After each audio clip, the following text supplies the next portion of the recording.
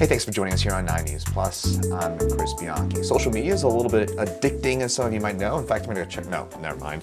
Of course, a lot of us adults love social media, but on a serious note here, there is obviously increasing concerns with social media and children, perhaps what age to start things off with social media and things of that sort. And for a bit more of an idea about this, we're now joined by 9 News medical expert, Dr. Payal Kohli. And Dr. Kohli, full transparency, this started, or the idea for this segment came up because of a personal story for you. Could you tell us about that, please? Yeah, so my nephew, who's 5 years old, and my niece, who's 1 year old, came to visit over the holidays. And they are addicted to the devices, both of them. They each have their own device, and she watches Cocomelon, and he's on YouTube, and they are surfing all over the place. And I realized for him it became not just recreational use here and there, but he would get in bed, and instead of asking for a bedtime story, he would want his device, and he would stay up till 11 p.m. or midnight researching Mario and how he should play his Nintendo, and doing a lot of the same patterns, emulating what we do as adults. And it was happening at such an early age. So, I really sort of started looking a little bit into the literature, and then just on the heels of that, the Surgeon General just a week or so ago actually issued a warning on social media use in kids, young kids, age 13 and under, and even sort of suggesting to parents that they should not allow their teens and adolescents to use social media until they're about 17 or 18 years old, because it could affect their development. Before we get into some more of the nitty-gritty about this, what did Auntie Pyle say about that? Auntie Pyle was shocked and stunned, because despite being, I consider myself obviously very educated and very hands-on with watching what he's doing, it sort of snuck into his life. And I think sometimes we don't really realize it becomes a convenience when they're in the car, or it becomes, something that they're used to doing on a day-to-day basis. We don't realize just how many hours or how much volume of time they're actually spending, because it keeps them occupied, And gone are the days where kids just kind of run out into the backyard and, play with the friends next door or what have you. Everything now has to be arranged or scheduled. So it becomes very easy to increasingly rely upon devices, technology, social media as ways to keep our kids, our teens, our adolescents sort of occupied or entertained. But I think it's time for us to do kind of a wake-up call, which is what it was for me. You mentioned the Surgeon General. What do we have an increasing idea in terms of the impact that social media has on our kids?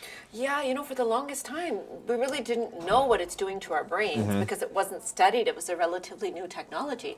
But now that it's been around for several decades, we're getting an emerging body of literature that's telling us exactly what it's doing to our brains, both as kids and as adults. And it's actually rewiring our brains. So what the data shows us is that if you spend regular amounts of time on social media, the part of your brain that is more sensitive, to social feedback or social impact actually becomes bigger, becomes even more sensitive. So really your social receptor, so to speak, in the brain becomes more sensitive as a result of social media. Now, if you're a child or an adolescent, you can imagine that could have a lot of long-term impacts on self-esteem, self-perception, self-confidence, and conditions like social anxiety disorder, which is a heightened sensitivity to feedback or criticism, or how others perceive you. So those types of things we're worried are going to start to emerge, those types of psychological conditions. But what we're also seeing is that there may actually be a medical impact as well. Because when people are sitting on social media, if you think about the indirect effects of social media, Chris, what are you doing? You're sitting, so you're sedentary. What are you not doing? You're not exercising or being active. You're not engaging in something physical. You're not sleeping. You're not getting vitamin D. You're not outside, right? Outside, right. You're not doing a lot of those healthful behaviors that don't just help our mood, but also help our physical health. So we're concerned that some of the sort of, the behavioral patterns that social media is creating are resulting not just in psychological, but in physical and health impacts as well. I got a real question that comes off of what you said. How does social media make us more sensitive? I mean, I'm sure there's some sort of reason behind that. Yeah. So, our brain, the way that our brain works is that neurons that fire together wire together. So we can almost gaslight our brain into believing something, whatever that something may be, if we keep repeating it to ourselves over and over again. That's that whole idea of fake it till you make it. You're almost sort of tricking your brain into getting the connections set in the brain that you want to create. Social media does the opposite. It basically, when you're on social media, what are you looking at? You're looking at, how others' lives are better than yours. You're looking at all the happy moments that other people are celebrating. And the immediate feedback that you get is that, oh, there must be something lacking. Or perhaps I also have to demonstrate, what I need to do to show that my life is excellent, or all the accomplishments, or, talking about your awards or accolades. And so it becomes a reinforcing sort of message where you spend more and more time thinking about how others are perceiving you. You spend more and more time thinking about how you're perceiving others. And you start to alter your behavior, whether that's your social media posts or your actually day-to-day behavior and your choices, in order to present things to others. So, we often talk about when you go out to dinner, and it's almost kind of amusing, but you have people sitting at a table, instead of talking with each other and enjoying the experience, they're actually writing about the experience on social media or putting pictures of the experience on social media rather than living it for themselves. Because that preoccupation in your brain, those neurons that are sort of, thinking about how you're perceived or how you're fitting into the social scene, start to kind of become overexpressed in a way. They start to take over some of your other actions, including being in the moment. So the idea is to sort of disconnect, be mindful, be present, and really start to be active about how we use social media and active about how we disengage from social media as a way to interrupt some of those cycles that are adversely developing. I imagine these effects and these impacts are worse or maybe more accentuated for children?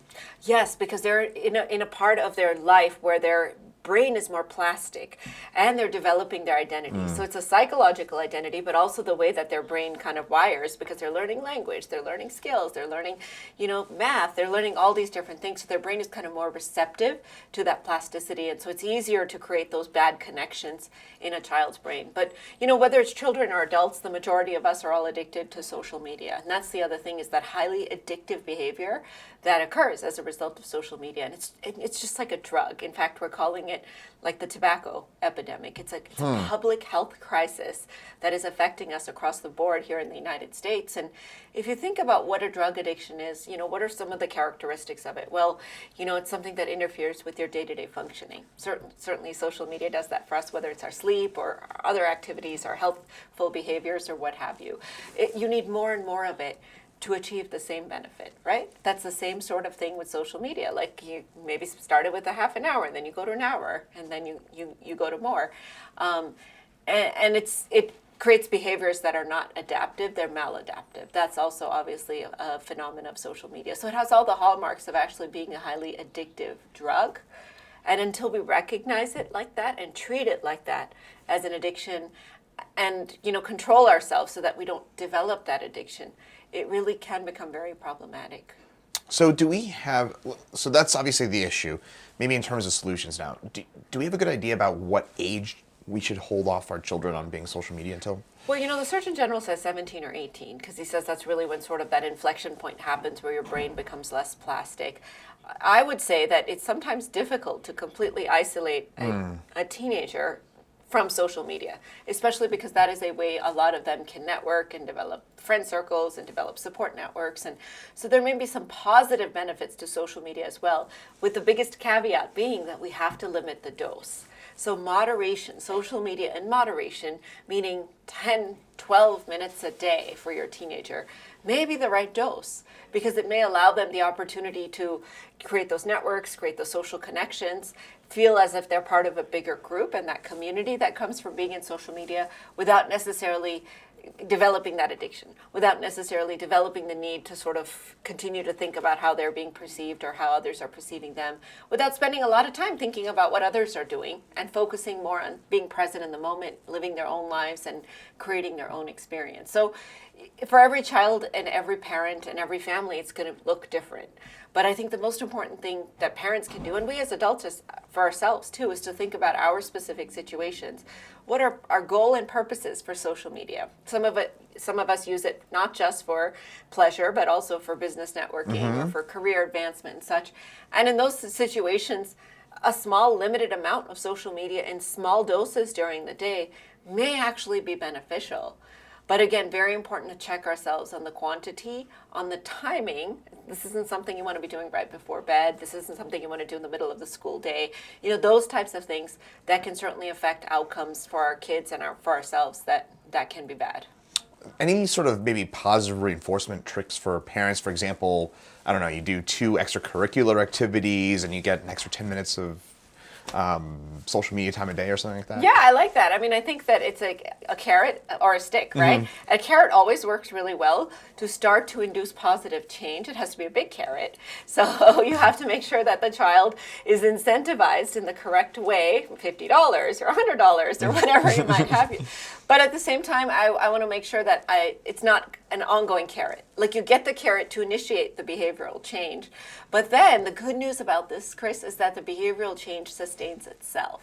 So the less you use social media, just like with alcohol or other addictions that we might have, the less you sort of feel the need to use it. And you may actually get that positive reinforcing message back to yourself saying, hey, I'm feeling a little less self-conscious, or I feel a little less stressed about what I should post about my weekend or what have you. So you start to kind of regain your identity back in a way that almost makes you do less of it, because then you feel like, oh yes, I don't have to do this and I can still feel very fulfilled. So maybe use the carrot to get them out of the behavior, but then help them to sustain that behavior by giving them good alternatives, meeting their friends in person, talking to somebody on the phone, the old-fashioned ways of connecting.